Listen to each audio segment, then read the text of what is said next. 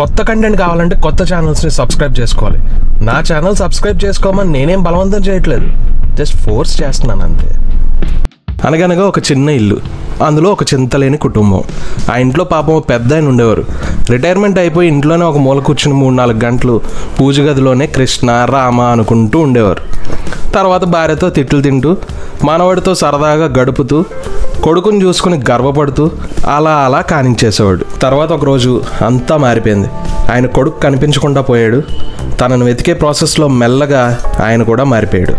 అప్పుడు ఏమైందో నేను చెప్పక్కర్లేదనుకుంటా, ఎందుకంటే మీరంతా బ్లాక్ బస్టర్ జైలర్ సినిమాని అస్సలు మిస్ అయ్యే ఛాన్సే లేదు. ఇప్పుడు ఆ జైలర్ మూవీకి సీక్వెల్గా జైలర్ 2 వస్తుంది. దాని తాలూకా అనౌన్స్మెంట్ టీజర్ రీసెంట్గా యూట్యూబ్లో రిలీజ్ అయింది. చూడని వాళ్ళు చూసేయండి, లింక్ డిస్క్రిప్షన్లో ఉంది. టీజర్లో పెద్దగా ఏం రివీల్ చేయలేదు, only 3 big faces of the movie తప్ప ఇంకెవ్వరూ కనిపించలేదు. Trailer opening Nelson and Anirudh వీళ్ళిద్దరి డిస్కషన్తో స్టార్ట్ అవుతుంది. గోవాలో స్టోరీ సిట్టింగ్ అంట. పగలు రాసుకుని నైట్ అవ్వగానే, కాకపోతే స్పెసిఫిక్గా గోవాలో స్టోరీ సిట్టింగ్ అన్నారంటే సినిమాలో గోవా బేస్డ్ ఎపిసోడ్స్ ఉండే ఛాన్స్ ఉంది. సర్ప్రైజ్ ఎలిమెంట్ ఏంటంటే టీజర్లో వీళ్ళిద్దరే ఉంటారేమో అనుకున్నాం, కానీ రజనీ గారిని కూడా ఇన్వాల్వ్ చేశారు.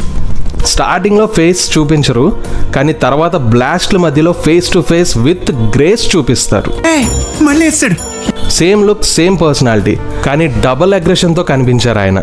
ముత్వేల్ పాండియన్ని మళ్ళీ కలవబోతున్నాం అనే ఫీలింగ్ చాలా బాగుంది. కామన్గా ఆయన కళ్ళజోడు పెట్టుకుంటారు, పెద్ద ప్రాబ్లం ఏమి ఉండదు. కానీ కోపం వచ్చినప్పుడు మాత్రం కళ్ళజోడు పట్టుకుంటారు. ప్రాబ్లం కాదు, చాలా పెద్ద ప్రమాదం రాబోతున్నట్లే. తప్పు చేస్తే కొడుకుని కూడా కాటికి పంపించిన క్యారెక్టరైజేషన్. ఇలాంటి సినిమా మన హీరోలకు పడలేదేంట్రా అని చాలామందిని అసూయ పడేలా చేసిన పిక్చరైజేషన్. ప్రతి 10 నిమిషాలకి ఫుల్ కిక్ ఇచ్చే హై లెవెల్ ఎలివేషన్. ఇలా చాలా హైలైట్స్తో ప్యాక్ చేసి ఫ్యాన్స్కి పూనకాలు ఇచ్చిన సినిమా అది. మెయిన్లీ చెప్పుకోవాల్సింది ఈ సినిమా బ్యాక్గ్రౌండ్ స్కోర్ గురించి. నెల్సన్ గారి స్క్రీన్ ప్లేకి, అనిరుద్ గారు ఇచ్చిన బ్యాక్గ్రౌండ్ స్కోర్కి ప్రతి సీన్ నెక్స్ట్ లెవెల్కి వెళ్ళిపోయింది. రకరకాల ఇన్స్ట్రుమెంట్లు తెచ్చి పిచ్చి పిచ్చిగా వాడేశారు. అబ్బా ఏం వాడకవయ్యా అబ్బో. సరిగ్గా చెప్పాలంటే సగం సినిమాని మన బక్కాయన భుజాల మీదే పెట్టేసుకుని మోసి మరీ హిట్ చేశారు.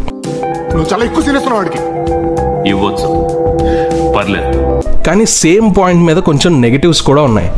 జైలర్ మూవీ ఎంత పెద్ద హిట్ అయినప్పటికీ అది థియేటర్స్లో తెచ్చుకున్న టాక్ని ఓటీటీలో మాత్రం తెచ్చుకోలేకపోయింది.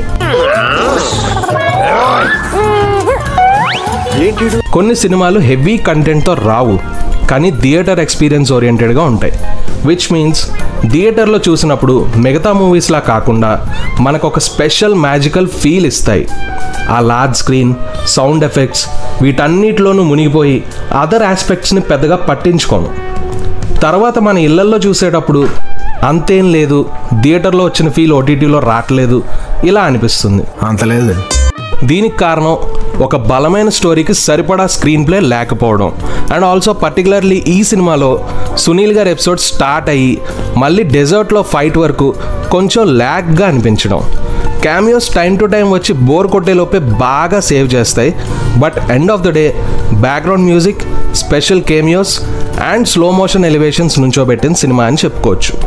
నిజానికి జైలర్ కన్నా వెట్టయాన్లోనే బలమైన స్టోరీ ఉంటుంది అండ్ రేసీ స్క్రీన్ ప్లే కూడా ఉంటుంది.